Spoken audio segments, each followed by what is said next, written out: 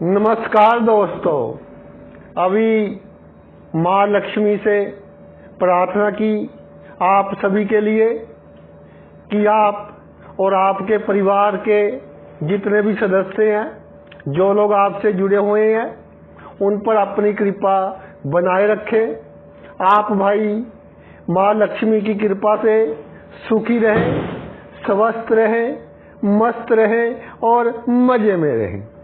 और आपकी सेवा में आज एक नया वीडियो लेकर हाजिर हुआ हूँ। वीडियो राहु का है। राहु एक मायावी ग्रह है, यानी कि पहले कई बार बताया है जैसे कि एक धुआं है। माया क्या है? माया का मतलब सिर्फ पैसा नहीं है। जिस वस्तु से हमें प्यार है वो माया है। जो वस्तु हमें अच्छी लगती है वो माया है। आपको अपनी गाड़ी बहुत अच्छी लगती है, वो माया है। जो गांव में देहात में मेरे भाइयों को कोई अपना पशु, बकरी, भैंस, गाय बहुत अच्छी लगती है, उससे बहुत लाभ हो रहा है, तो वो भी माया है। मेरी बहनों के जो बच्चे हैं उन्हें बहुत प्यारे हैं, वो भी माया है। और एक बात मैं क्लियर करना चाहता हूं कि माया के साथ मोह होता है, और माया का और मोह का जो कारक है वो राहु है। और ये हमारे शत्रु हैं, मायावी और मोह भी। तो कौन से हमारे सबसे बड़े शत्रु हैं? सॉरी, कोई कहेगा कि जी मेरा दोस्त, उसने धोखा दे दिया। कोई कहेगा मेरा बॉस। लेकिन जो आपके सबसे बड़े शत्रु हैं वो काम, क्रोध, लोभ, मोह, अहंकार। और आज के समय में जो आपके शत्रु और साथ जुड़ गए, वो जुड़ गया इंटरनेट, सोशल मीडिया, जो बहुत ही गलत प्रभाव डाल रहा है, स्वास्थ्य पर बहुत ही गलत असर डाल रहा है। और ये सीधा सीधा इसका टारगेट रहता है काम, क्रोध, लोभ, मोह, अहंकार को बढ़ावा देना। हर तरह के वीडियो, ऑडियो उपलब्ध है। तो ये भी हमारा शत्रु है अगर हम इसका सही उपयोग नहीं करते। तो भाई जो राहु है वो क्या है? मन की चालबाजी है और कुछ नहीं। कि जब तक कोई वस्तु प्राप्त नहीं हुई, चाहे वो कोयला है, लकड़ी है, वो हीरा लगेगी।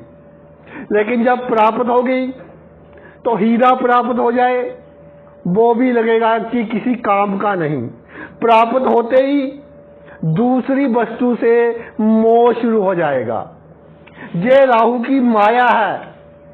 जिस भाव में होता है, जहां तक बहुत सी वस्तुएं इकट्ठी करता है। अगर शुभ हो तो इतनी तमा की वस्तुएं तो मिल जाती हैं, नुकसान भी कोई नहीं होता, अहंकार भी बना रहता है, इज्जत भी बनी रहती है। लेकिन जो मन का भटकाव है वो भाई शांत नहीं होता। जब राहु की दशा, अंतर्दशा हो, गोचर में राहु का प्रभाव हो, तो जिस ग्रह से संबंध हो उसके अनुसार जातक का मन वस्तुओं के पीछे बहुत भागेगा। जैसे पहले भाव में राहु है, तो जातक पहला भाव क्या है? सेल्फ का, खुद का। और खुद का मतलब कि जातक को सबकी परवाह होती है, जो उसके साथ एसोसिएटेड है, जुड़े हुए हैं, कि कहीं इससे कोई गलत बात ना हो जाए, कहीं ये मेरे राज ना पता कर ले। और दुश्मन उनसे बिना मतलब का भय, और क्या प्राप्त करना चाहता है? समाज में मेरी हैसियत कैसे बढ़े, मैं इंटरनेशनल फेम कैसे प्राप्त करूं, लोग मुझे देखते ही सैल्यूट करें, ऐसा कैसे हो। तो इन प्राप्तियों के चक्कर में क्या प्रॉब्लम है? राहु शुभ है तो आपको सब कुछ मिलेगा, हैसियत मिलेगी, नाम मान सम्मान सब कुछ मिलेगा और हीरे मिलेंगे आपको। लेकिन एक हीरा मिल गया, आपको लगेगा कि इसकी तो कोई कीमत नहीं है। और पहले भाव में राहु हो, जातक को जो इलेक्ट्रॉनिक गैजेट्स हैं, जैसे आपके मोबाइल फोन हो गए, लैपटॉप कंप्यूटर्स हो गए, इनसे बहुत अधिक प्यार रहता है कि किसी के पास देखा कि ये फोन अच्छा है, तो जब तक खरीद नहीं लेता चैन नहीं आती, और जब हाथ में आ जाता है तो उसकी कीमत 0। 1 लाख का फोन उसको 0 समझेगा, दूसरे के हाथ में जब 30,000 का देख लेगा वो उसको अच्छा लगने लगेगा। तो ये राहु की माया है, अपनी हैसियत बढ़ाने के चक्कर में एक भय, सभी मुझे अच्छा कहें, और दुश्मन कहीं छोटा सा भी व्यक्ति हो उससे ही डरता रहेगा। तो हमेशा भटकता रहना अपनी हैसियत के चक्कर में, अपने स्वभाव में दिखावे के चक्कर में कि लोगों की नजर में अच्छा है। एक व्यक्ति को किसी लड़की ने समझता तो वो उसको अपनी बहन था, भाई उसके साथ थोड़ा इस तरह के काम किए कि जो एक बहन को शोभा नहीं देते, और कुछ दिन के बाद उसकी मीठी मीठी बातों में फिर आकर पुराने संबंध जैसे थे वैसे ही होने लगे। तो उस की जो रियल बहन थी उसने उसको एक बात कही कि भैया, जिसने आपकी लाइफ इतनी डिस्टर्ब की, आज आप फिर नहीं समझ पा रहे हो। क्यों नहीं समझ पा रहे हैं? क्योंकि लोगों के सामने हमने अच्छा शो करना है, अपने आप को लोगों को खुश रखना है, किसी भी कीमत पर खुश रखना है। तो लोगों को खुश रखने के चक्कर में अपनी फैमिली लाइफ डिस्टर्ब कर लेता है बंदा, अपना पीस ऑफ माइंड खराब कर लेता है, अपना हार्ट बीट तेज कर लेता है, पेट खराब कर लेता है। क्योंकि पहला भाव सिर का है, सोच का है, सिर दर्द, आंखों में भारीपन, और सिर का सीधा असर पेट पर है, पेट पर असर। तो जितनी हैसियत प्राप्त होती जाएगी उसको वो 0 लगेगी कि और हैसियत प्राप्त हो, और प्राप्त हो जाएगी वो 0 लगेगी। क्योंकि 0 को किसी भी अंक से हम गुना कर ले, मल्टीप्लाई कर ले, आंसर 0 ही आता है। तो आप मेरी बात जान रखना, जिनके लगन में राहु है, कितने भी नंबर हो जाइए आप, लोग कहेंगे जी इसके जैसा तो कोई अच्छा बंदा ही नहीं है। तो एक बात मेरी लिख लो, जिसके पहले भाव में राहु है, अगर जीवन में तरक्की करनी है, कि जिसका कोई दुश्मन नहीं होता या जिसके बहुत कम दुश्मन होते हैं, इसका अर्थ ये नहीं होता कि वो बंदा अच्छा है। इसका अर्थ ये होता है कि जब बोलने का समय था वो तब भी नहीं बोला, और फिर बाद में खमियाजा भुगतना पड़ता है। फिर कंप्लेंट कि जी मेरे साथ तो ऐसा हो गया, मेरे साथ वैसा हो गया। भाई, इसकी जो जिम्मेदारी है वो आप पर है। जो आपके एक्शंस हैं, जो आपकी सोच के ऊपर धुआं पड़ा हुआ है, उसको आपको साहस के बल से निखारना पड़ेगा। जैसे शीशे के ऊपर मिट्टी होती है, वो मिट्टी साफ करनी पड़ेगी साहसी बनकर, ये सोचकर कि मुझे लोगों की परवाह नहीं है, मैंने अपना जीवन देखना है कि कैसे अच्छा चलेगा, कैसे बुरा चलेगा। तो जो हैसियत है आपके पास उसमें आप बिल्कुल सेटिस्फाई रहिए। कोई वस्तु है, कोई मोबाइल फोन खरीद लिया तो सेटिस्फाई रहिए, दूसरे की ओर ध्यान ना दें। अच्छी अच्छी जो वस्तुएं हैं मन को बहुत लुभाती हैं, लेकिन साहस है नहीं, पंगा ले लेते हो, बाद में उसका मुकाबला करना मुश्किल हो जाता है। बहुत से केस आते हैं मेरे पास राहु के, छोटी छोटी बात को प्रेस्टीज इशू, इज्जत का सवाल, छोटी छोटी बात सोचते रहना। सामने कोई 10 किलोमीटर दूर शेर खड़ा है, उससे डरते रहना। भाई ये अगर ऐसा ही चलता रहा तो फिर मैं क्लियर शब्दों में आपको कह रहा हूं कि जीवन निकल जाएगा। जब अंतिम समय आएगा तो फिर आप सोचोगे कि मैंने क्या प्राप्त किया, लोगों का इतना किया लेकिन प्राप्त क्या किया। तो पहले मैं समझा रहा हूं, जिसके लगन में राहु है, बहुत केस आए मेरे पास, बहुत अधिक केस आए, और उसके आधार पर पूरी रिसर्च के बाद मैं आपको बता रहा हूं, प्रैक्टिकल हो जाए, वरना बाद में पछताने का कोई लाभ नहीं।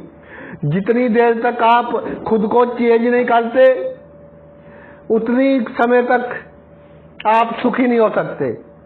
और अगर मानसिक चिंता अधिक हो रही है तो इसका रामबाण उपाय मैं आपको बता रहा हूं, जिसकी लगन में राहु है, कि सुबह थोड़ा सा घास, हरा घास अपनी जेब में रख ले और शाम के समय फिर किसी ऐसी जगह पर जो कच्ची हो वहां गिरा दे, और सैटरडे के दिन बहते पानी में नीले कपड़े में नारियल बांधकर जल प्रवाह करें, तो आपको अपने आप को सुधारने में पूरी मदद मिलेगी, पूरा लाभ मिलेगा। दूसरे भाव पर आते हैं। दूसरे भाव में राहु हो तो सबसे पहले तो एजुकेशन को प्रभावित करता है। ये आपकी जो बुद्धि और आपकी विद्या के बीच जो एक ब्रिज है वो दूसरे भाव का राहु है, और वही इल्यूजन आ गया, वही धुआं आ गया। तो जो बच्चे हैं, जो भी कैरियर आपने चुनना है सोच समझकर चुने। जिस कैरियर में आपको इंटरेस्ट है वो कैरियर चूज करें। अगर कोई कोर्स चेंज करना पड़े साल के बाद, 2 साल के बाद, तो साल 2 साल अगर अब खराब हो रहे हैं तो कर लीजिए, वरना जीवन भर आपका जो कैरियर है सेट नहीं होगा। और एक बात और कहना चाहता हूं कि आपने कोई कोर्स किया, उसके बाद कोई जॉब कर ली, वो जॉब आपके पसंद की नहीं है, वो कैरियर आपको पसंद नहीं है, तो उसको छोड़िए और जो चीज पसंद है उसकी पढ़ाई कीजिए। साल 2 साल खराब हो जाए कोई प्रॉब्लम नहीं, लेकिन आपका जीवन भाई अच्छा रहेगा। जिनके दूसरे भाव में राहु है, जिनकी एजुकेशन में प्रॉब्लम आई है, वो जीवन में तरक्की करेंगे। इसके अलावा संचित धन, संचित धन के बारे में कोई प्लानिंग नहीं करनी आपने, बिल्कुल नहीं सोचना। आज आपने सोचा कि 1 लाख रुपए मुझे मिल जाए, 1 लाख मिल गया तो उसकी कीमत 0 हो जाएगी आपकी नजरों में, जहां खर्च हो जाएंगे फिर 0 के 0। तो जितना संचित धन मिलना है, धन का मालिक कैसा है, आमदन का मालिक कैसा है, उसके हिसाब से वो मिल जाना है आपको। उसके लिए कोई प्लानिंग नहीं करनी और मन की चालबाजी में कि पैसे कैसे डबल करे जी, कैसे ट्रिपल करे, ऐसे कमा ले वैसे कमा ले, बिल्कुल इसके बारे में नहीं सोचना। परिवार और कुटुंब के लिए बहुत करते हैं, दूसरे भाव में राहु होता है, लेकिन आपकी वाणी किए किराए पर पानी फेर देती है। माता पिता समझते हैं कि हमारे बच्चे का दिल साफ है, लेकिन और सदस्य जातक की वाणी ऐसी होती है कि बहुत करता है अपने रिश्तेदारों का, कुटुंब के लोगों का, लेकिन फिर भी कोई ना कोई प्रॉब्लम क्रिएट करते रहते हैं। और ऐसा ही पड़ोसियों के साथ होता है। पड़ोसियों का दिल से करेगा, किसी को कोई प्रॉब्लम हो जाए पड़ोसी को तो फौरन उनकी मदद करेगा, लेकिन वाणी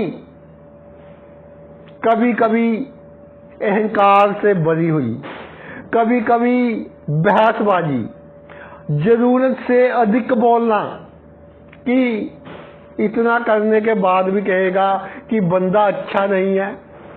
और दूसरे भाव में राहु वो आपकी गर्दन का जो ऊपरला हिस्सा है, सिर से बिल्कुल नीचे जो हड्डी जाती है जहां से, उस पोर्शन का और अपने दांतों का खास तौर पर ख्याल रख रहा है आपने। टू व्हीलर हेलमेट पहनकर चलाना है, नहीं तो सीधा दांतों को, आंखों को खतरा होगा। और ये खतरा आपकी अपनी बेवकूफी के कारण होगा, आपकी ड्राइविंग रैश होगी, या दिमाग किसी और तरफ होगा। दिमाग में तो हवाई किले चल रहे हैं, इधर ड्राइविंग हो रही है।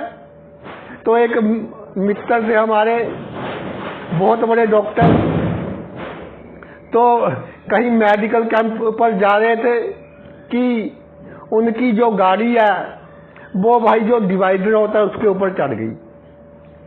तो हमारे घर के नज़दीक ही था वो जहाँ हादसा हुआ, उनका फ़ोन आया। तो चलो जब तक मैं पहुँचता सब कुछ ठीक हो गया था, निकल गए थे वो।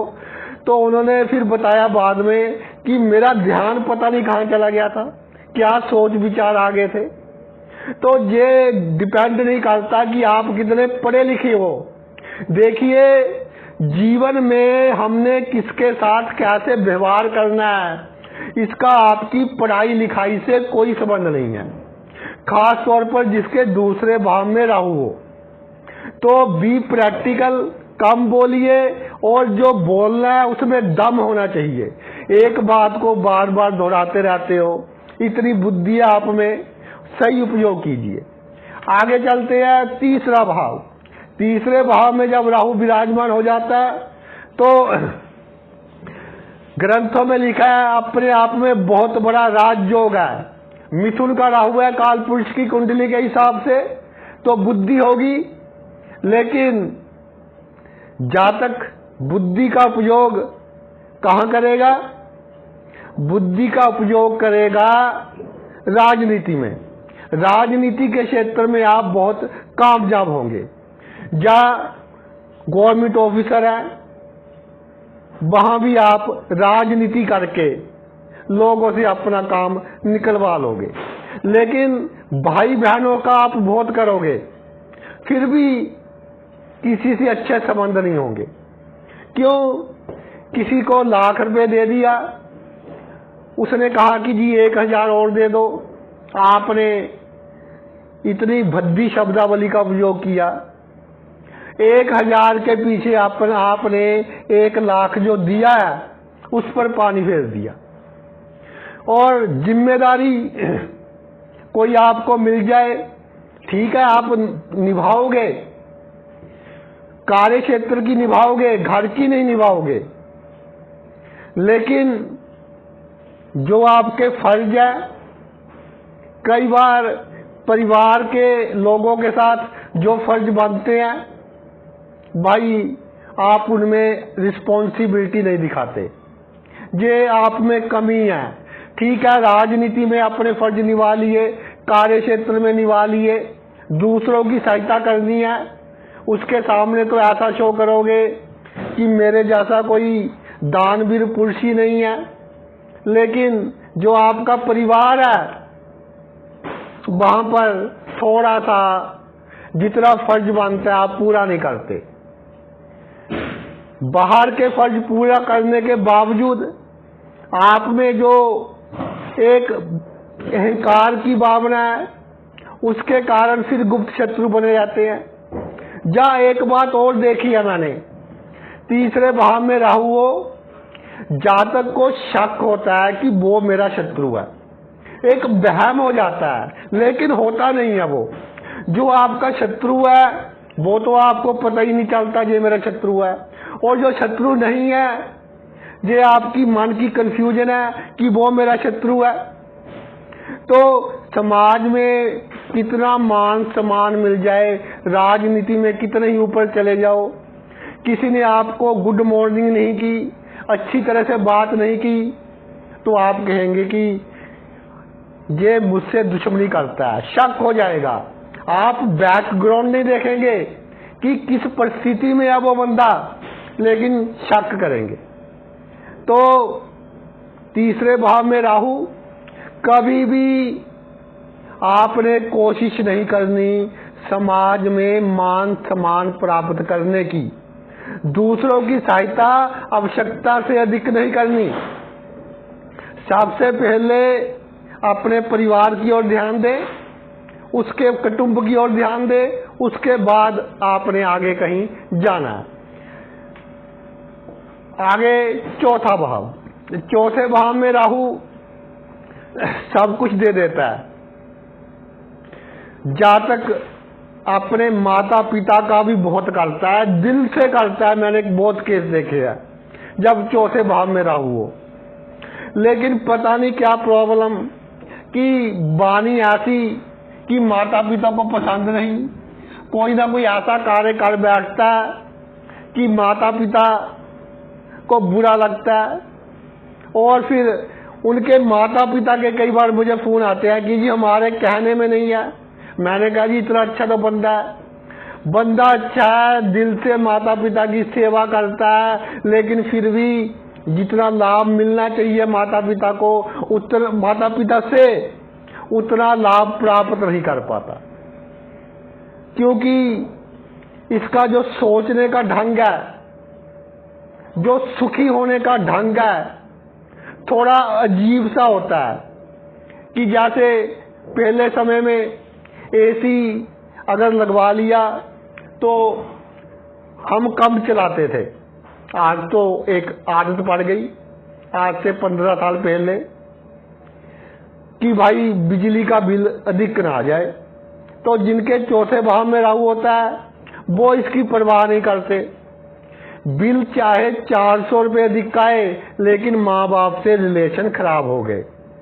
कहते हैं जी ये तो अपनी पत्नी के कहने में है, ये तो दोस्तों के कहने में है। तो इतना कर भी रिलेशन क्या हुए, खराब हो गए। मन की शांति जातक की डिस्टर्ब रहेगी। कामनाएं बहुत हैं, कामनाएं ऐसी कि कई तो ई प्रैक्टिकल होती हैं, आगा दौड़ पीछा चोर, कभी इस काम को हाथ डाल लिया, कभी उस काम को हाथ डाल लिया, इधर से भी आ जाए उधर से भी आ जाए। दिमाग में विचारों की ट्रैफिक चलती रहती है, जिसके कारण ब्लड प्रेशर की प्रॉब्लम और बाद में जाकर हार्ट संबंधी बीमारियां भी आती हैं। तो कई बार 30-35 वर्ष की उम्र में बीपी हाई हो जाता है, टेस्ट सभी सही आते हैं, तो डॉक्टर कहते हैं जी समझ नहीं आ रहा, तो फिर क्या है, एंटी डिप्रेशन मेडिसिन कि जी दिमाग पर कोई टेंशन होगी। टेंशन नहीं, विचार ही इतने आ रहे हैं, गुस्सा इतना आ रहा है, तो भाई इस पर थोड़ा कंट्रोल रखें और कामनाएं कम कीजिए। जो मिल गया हीरा उसको हीरा समझे, उसका सुख ले पहले। ये मन की चालबाजी आपको चक्कर व्यूह में घुमाती रहेगी, उम्र भर घुमाती रहेगी और अंतिम दिन आ जाएगा। पूरी नींद लें। और जो बहाना है, अगर नया लेना हो, वैसे चौथे राहु वाले अधिक पुराने वाहन को प्रेफर करते हैं। अगर नया लिया है तो अपने दोस्तों को ना दे कि कोई भी ले गया, वो आपके लिए थोड़ी प्रॉब्लम का कारण बन सकते हैं। छल कपट 2 बंदों के साथ किया आपने, तीसरे के साथ नहीं किया, तो तीसरा पहले ही शक की नजर से देखेगा। इसलिए छल कपट करना है तो ओपनली नहीं करना, डिप्लोमेटिक वे से करना है, सीक्रेट वे से करना है। नहीं तो आपकी एक रेपुटेशन बन जाएगी कि भाई इसका जो काम करने का ढंग है, बिहेव करने का ढंग है, वो छल से बड़ा है, कपट से बड़ा है। आगे पंचम भाव में राहु। पंचम भाव में राहु तो सीधी सी बात मैं आपको बता दूं कि अगर सुखी रहना है तो सबसे पहले जो आपके बच्चा, वैसे एक लड़के का योग होता है अक्सर, चाहे लड़कियां कितनी हो, पंचम भाव में राहु हो, देर सवेर हो सकता है लेकिन होता है। अपनी संतान से आवश्यकता से अधिक प्रेम ना करें, अपनी संतान को आवश्यकता से अधिक ऊंचा उठाने की कोशिश ना करें, अपनी संतान को आवश्यकता से अधिक दबाने की या आवश्यकता से अधिक उसको छोड़ने की, जैसे कि बिल्कुल ही नहीं पूछना, क्योंकि पंचम भाव में राहु होता है, संतान के प्रति रवैया आपका संतुलित नहीं होगा। कभी तो किसी काम को बिल्कुल नहीं रोकना, और कभी रोकना है तो नेसेसिटी होती है उस काम की, उसको भी करने नहीं देना, क्योंकि आपका जो सोचने का ढंग है वो आपको खुद नहीं पता कि कब क्या डिसीजन ले लेते हो। और अहंकार इतना कि जिससे प्रेम है उसके लिए मरने मारने को तैयार हो गए, और 2 दिन में उससे प्रेम खत्म हो जाता है, फिर उसको मरने मारने के लिए तैयार हो गए। पहले उसके लिए, अब उसको, सिर्फ 2 दिन का फर्क है। तो जो आपकी बुद्धि है वो भाई स्टेबिलिटी उसमें नहीं है, ये बहुत बड़ी प्रॉब्लम है। फजूल की बहसबाजी, फजूल की तर्क वितर्क, और ब्रांडेड कपड़े नए से नए ले लेने, खर्च देखकर कीजिए और कभी प्रेम संबंधों में ना पड़े। जब आपको कोई सुंदर वस्तु अच्छी लगने लगे तो समझ लेना कि आपका खराब समय शुरू हो गया है, क्योंकि all that glitters is not gold, ये सिद्धांत लिख लें आप कि हर चमकने वाली वस्तु सोना नहीं होती। अगर अधिक मानसिक चिंता हो, अधिक पंगेबाजी हो, एजुकेशन में कोई गलत कार्य किया हो, 2 नंबर की कई बार डिग्री ले लेते हैं, तो सीक्रेट रखें। और एक बात मैं कहना चाहता हूं कि एजुकेशन में ध्यान ना हो, जिनके पंचम भाव में राहु है, अगर शुभ ग्रह की दृष्टि ना हो तो माँ बाप को चाहिए कि पहले ही किसी काम में लगा दें। अगर कोई फैमिली बिजनेस है उसमें डाल लें, जहाँ तक कामयाबी हासिल करेगा। और पंचम का राहु आपकी हार्ट बीट का ध्यान रखें, छाती का जो निचला हिस्सा है जहाँ से आपकी इंटेस्टाइन शुरू होती है उसका पूरा ध्यान रखें। कॉन्स्टिपेशन, पेट खराब, लीवर प्रॉब्लम, इसका ध्यान रखें।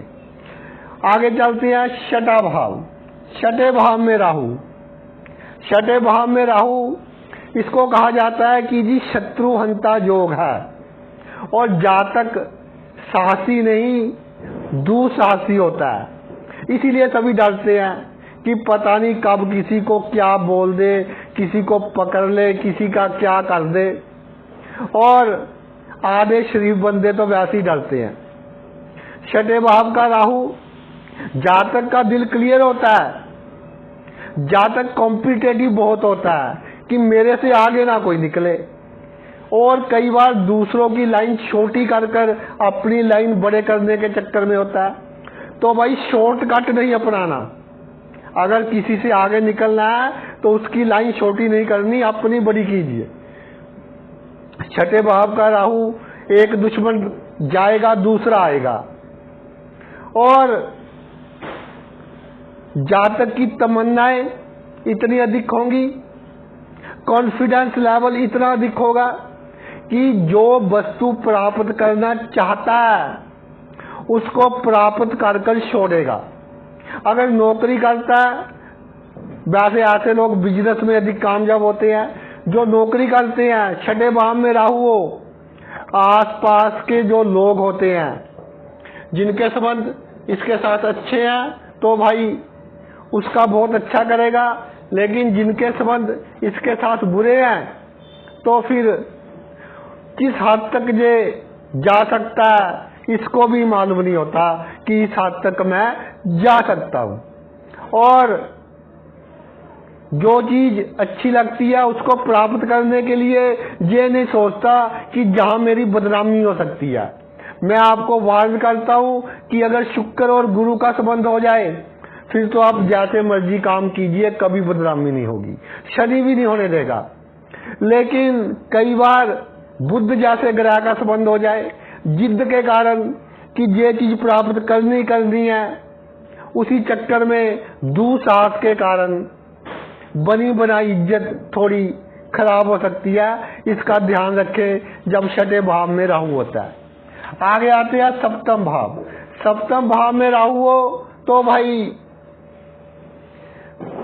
सबसे बड़ी प्रॉब्लम कि जातक का जो जीवन है उसके जीवन में जब भी कोई साझेदारी आती है, जब उसके क्लोज फ्रेंड कहे कि जी हम आपके साथ साझेदारी में काम करते हैं, या आपको समय की कमी है, समय की कमी तो होती नहीं लेकिन काम करने का मन नहीं होता, जिनके सप्तम भाव में राहु है काम करना एक मजबूरी लगती है। तो जो आसपास के लोग हैं, बचपन के दोस्त, उनके बहकावे में इस तरह के डिसीजन, सोसाइटी खराब हो जाती है। और गृहस्थ जीवन में जो कभी उसमें बहुत नरम हो गए, कभी बहुत गर्म हो गए, संतुलन ही नहीं रहता।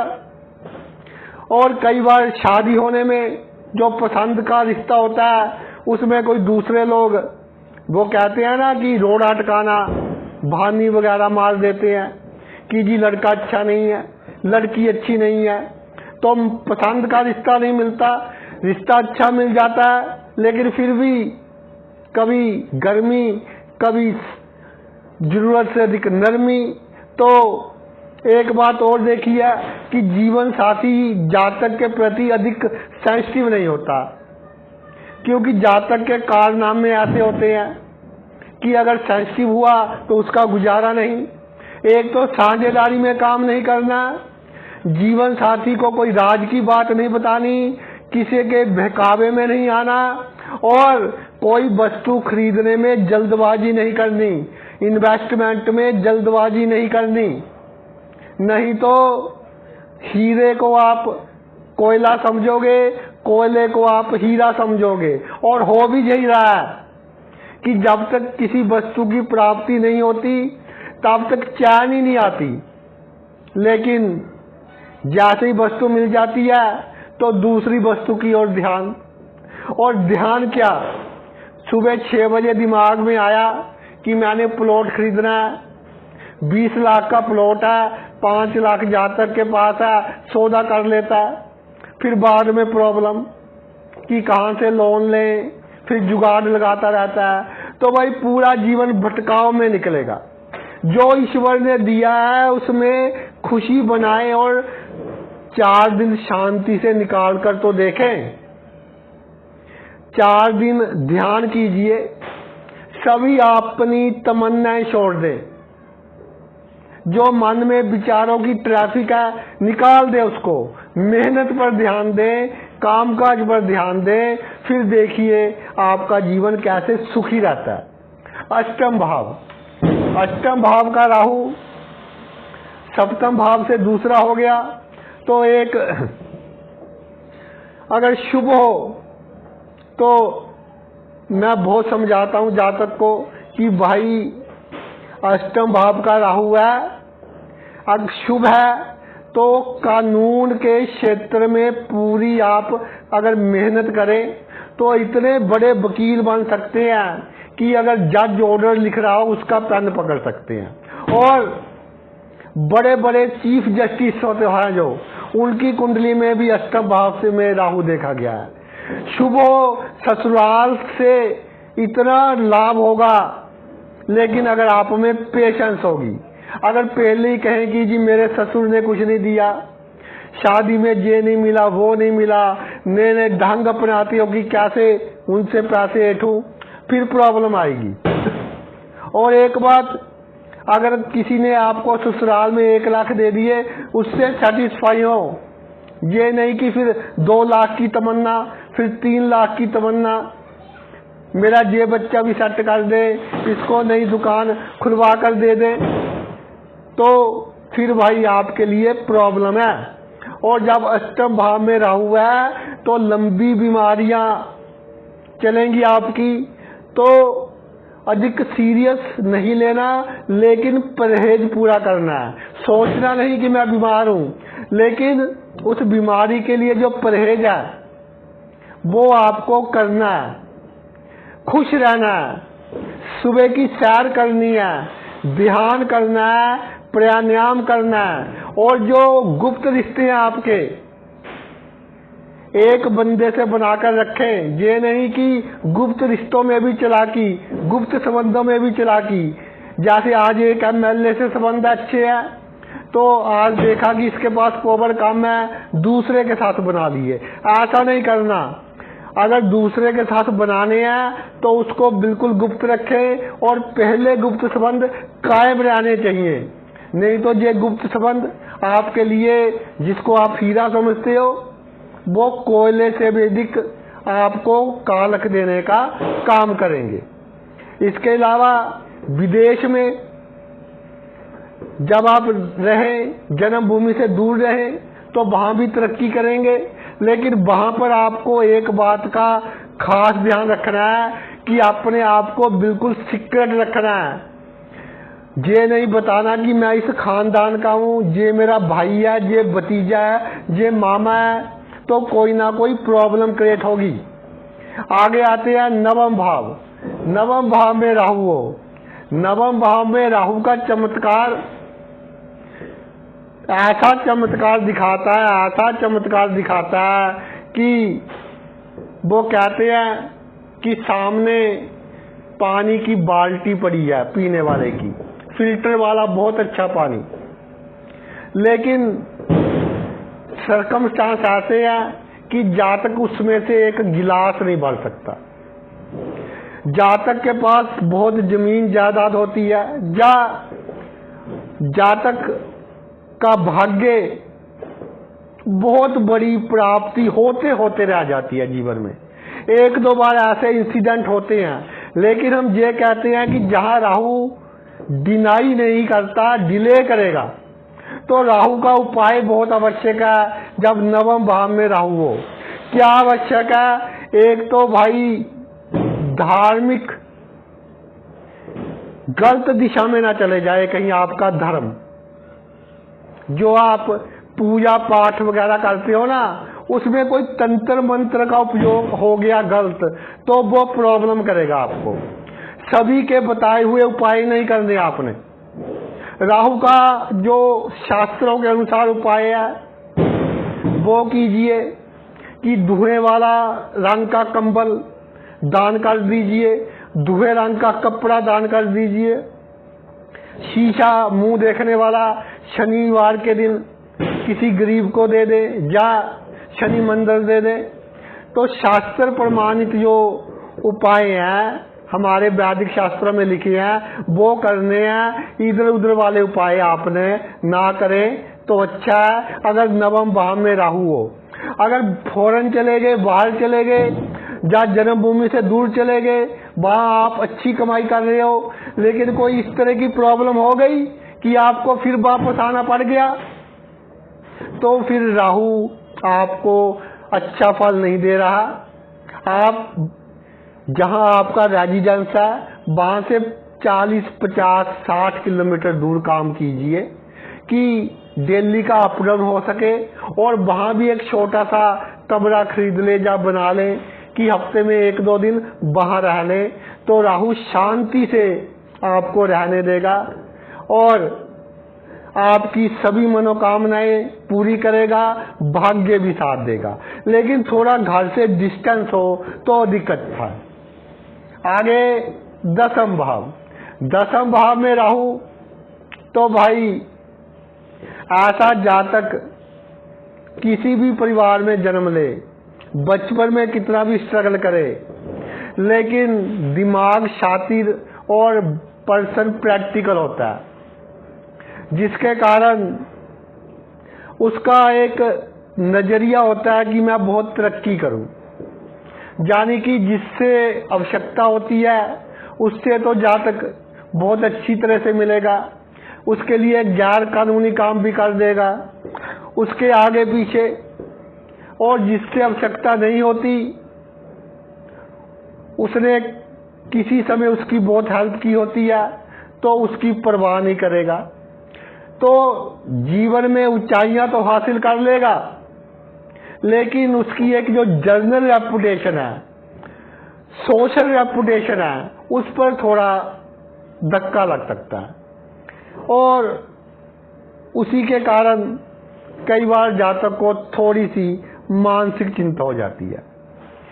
छल कपट बाय हुक बाय क्रुक ज्यादा ऊंचाइयां हासिल करने की कोशिश ना करें। जो राजनीति में है, सरकारी नौकरी में है, उनकी जो प्लानिंग है वो कामयाब हो जाती है, लेकिन ये जो प्लानिंग है ना, ये हम कह लें कि सोशली अप्रूव्ड नहीं होती। समाज के कुछ नियम हैं, उनको आप 10% तो फॉलो करो ना। ठीक है, कलयुग है, सेल्फिश होने का लाभ है, लेकिन जो हमारे समाज ने नियम बनाए हुए हैं, अगर 10% भी फॉलो नहीं करोगे तो एक ऐसी रेपुटेशन होगी जो लॉन्ग रन में आपको थोड़ा नुकसान कर सकती है। शक्ति में कोई कमी नहीं होगी, धन की कमी का तो सवाल ही पैदा नहीं होता, और शक्तियां बहुत होंगी आपके पास, बड़े बड़े व्यक्तियों के साथ रिलेशन होंगे, लेकिन थोड़ा समाज सेवा, इधर उधर से कम कमाई करना, ईमानदारी रखिए तो जीवन में आप बहुत तरक्की करेंगे। और जब कोई अच्छा ओहदा प्राप्त हो जाए उसका आनंद लें, ये नहीं कि अब इससे आगे कहाँ जा सकते हैं। तो भाई इससे आगे तो एंड में क्या है, मृत्युलोक से आगे क्या है, परलोक। तो आगे के चक्कर में आप एक दिन परलोक में पहुंच जाएंगे। बी सेटिस्फाइड, और जो मिला उसको हीरा समझिए, आपको वाक्य में हीरा देते हैं भगवान।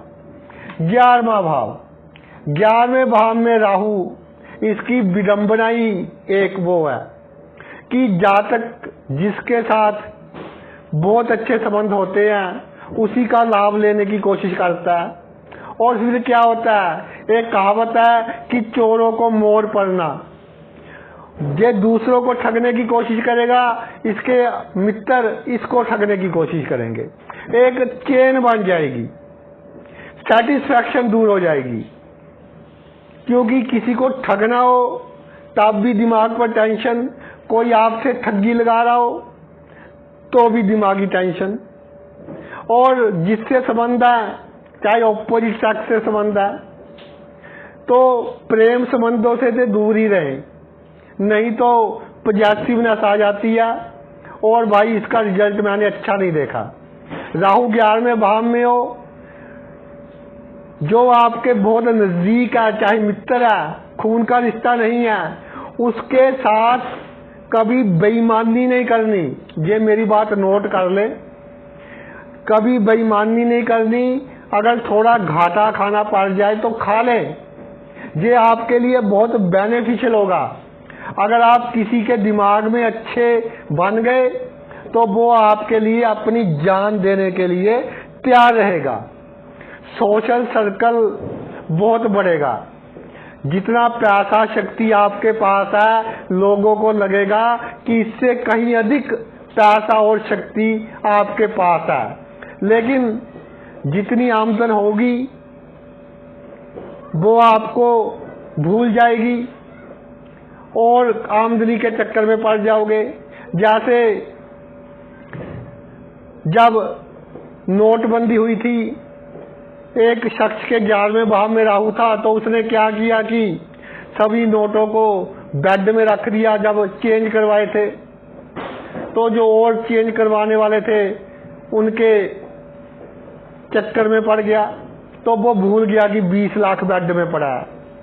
तो जब भी मेरे से फोन आता था उसका एक ही क्वेश्चन होता था कि जी पैसा कब आएगा। तो जब उसकी पत्नी ने कहा 2-4 साल बाद कि ये बेड बेच देते हैं, कहता है जी बेच दो। उसकी पत्नी थोड़ा निमर स्वभाव की थी, तो उसने कहा कि एक बार खोलकर साफ सफाई कर ले, कोई वस्तु ना रह जाए। जब खोला तो उसमें वो 20 लाख पड़े थे।